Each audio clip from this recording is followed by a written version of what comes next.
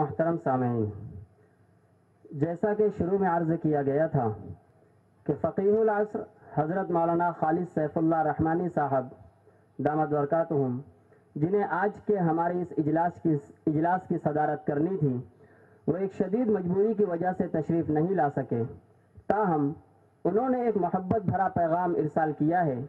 وہ پیغام پیش کرنے کے لیے میں گزارش کرتا ہوں حضرت مولانا خالد سیف اللہ رحمانی مد ظلہ کے صاحبزادے محترم جناب عمر عابدین صاحب سے کہ وہ آئیں اور اپنے والد ماجد حضرت مولانا رحمانی صاحب کا پیغام اس پورے مجمع کو سنائیں۔ ہم سب ہمتن گوش ہیں۔ جناب مولانا عمر عابدین صاحب۔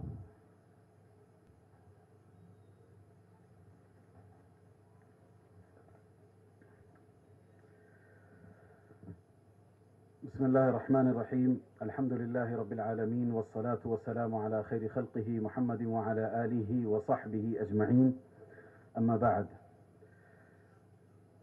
عہد نو کے معمار گرامی قدر حضرت مولانا خلیل الرحمن سجاد صاحب دامت برکاتہم اور اس عہد نو کی خشت اول دارالعلوم امام ربانی اور اس سے وابستگان تمام علماء، طلباء، اساتذہ، آج کی یہ نشست ہم سب کے لیے خوشی و مسرت بلکہ سعادت کی نشست تھی، جس میں ہم نے مسلمانوں کی عظمت رفتہ کی بازیاب کے لیے ایک آئیڈیل، ایک نمونہ کے طور پر اس ادارے کو دیکھا اور پایا۔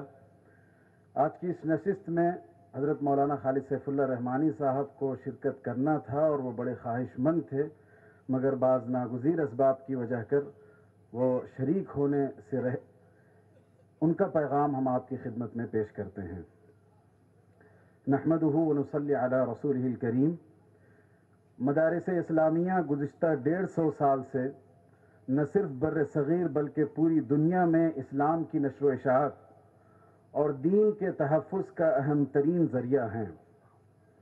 آج مغربی طاقتیں بھی محسوس کر رہی ہیں کہ مسلمانوں کے دین و شریعت کا اصل سرچشمہ یہی ادارے ہیں۔ جب تک یہ ادارے قائم رہیں گے، مسلمانوں سے ان کے ایمان کا سودا نہیں کیا جا سکتا۔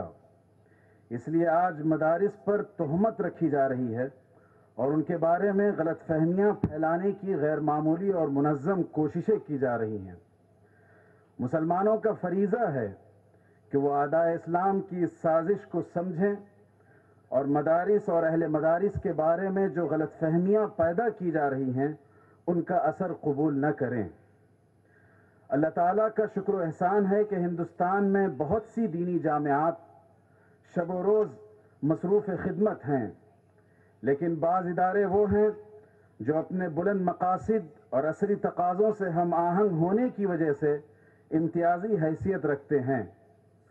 ایسے ہی اداروں میں دارالعلوم امام ربانی بھی ہے۔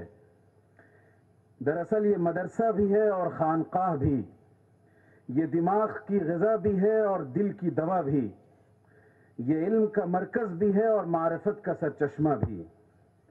حضرات گرامی، قرآن مجید نے 4 کارہائے نبوت بتائے ہیں: تلاوت آیات، تعلیم کتاب، تعلیم حکمت اور تزکیہ۔ بحمداللہ یہاں ان 4 کاموں کو اللہ کی توفیق سے انجام دینے کی کوشش کی جاتی ہے۔ جہاں دینی مدارس کے فضلاء کی علمی و فکری تربیت ہوتی ہے، وہیں بچوں کے لیے ایک ایسی مثالی درسگاہ بھی موجود ہے جس میں میرے علم کے مطابق دینی و عصری تعلیم کے امتزاج کی کامیاب کوشش کی گئی ہے۔ اس مرکز سے دعوت دین کا کام بھی ہوتا ہے اور محرومان ہدایت راہیاب بھی ہوتے ہیں، اور ساتھ ہی ساتھ مسافران راہ سلوک منزل تک پہنچنے کا راستہ ڈھونڈتے ہیں اور کامیابی سے ہمکنار ہوتے ہیں۔ اس جامعیت کے علاوہ اس حقیر کی نظر میں اس ادارے کی ایک اور خصوصیت فکر ولی اللہ کی اشاعت ہے۔ فکر ولی اللہ کا خلاصہ یہ ہے کہ سلف صالحین کے علوم و معارف سے فیضیاب ہونے کے ساتھ ساتھ اصل سرچشمہ علم یعنی کتاب و سنت سے بھی تعلق باقی رہے۔ فروعی مسائل میں اعتدال سے کام لیا جائے، بلکہ ایسے مسائل میں ایک ہی رائے میں حق و ثواب کو محصور نہ سمجھا جائے، تمام آرا اور فقہی رجحانات کا اس حیثیت سے احترام کیا جائے کہ ان سب کا ماخذ کتاب اللہ اور سنت رسول اللہ صلی اللہ علیہ وسلم ہے۔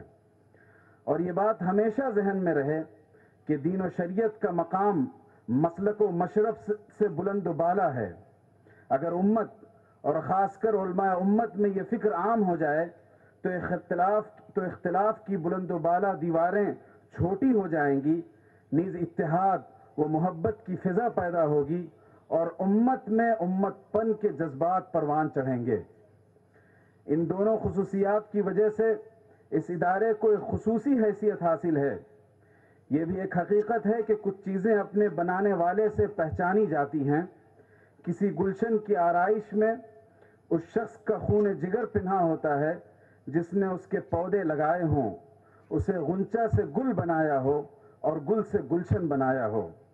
اس ادارے کے بانی و مؤسس اور اس کے ذمہ دار اعلیٰ، صاحب نظر عالم دین اور ممتاز مصنف، کتاب و سنت کے قدخار اور فکر ولی اللہ کے علمبردار، محب گرامی حضرت مولانا خلیل الرحمن سجاد نعمانی ندوی دامت برکاتہم ہیں۔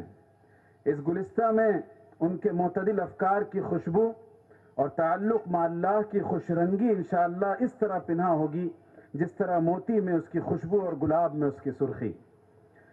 مولانا محترم نے عذراء کرم و عنایت اس حقیر کو ادارے کے سالانہ جلسے میں شرکت کی دعوت دی تھی اور ارادہ تھا کہ پہلے سے جن پروگراموں میں تاریخ دے چکا ہوں ان سے کچھ تبدیلی کی گزارش کروں گا اور اس پروگرام میں شرکت کی سعادت حاصل کروں گا، لیکن یہ ممکن نہیں ہو سکا، اس لیے اس سعادت سے محرومی کو گوارا کرنا پڑا، لیکن سوچا کہ ان الفاظ کے ذریعے شرکت کا شرف ہو جائے، اس لیے یہ سطور قلم بند کی گئی ہیں۔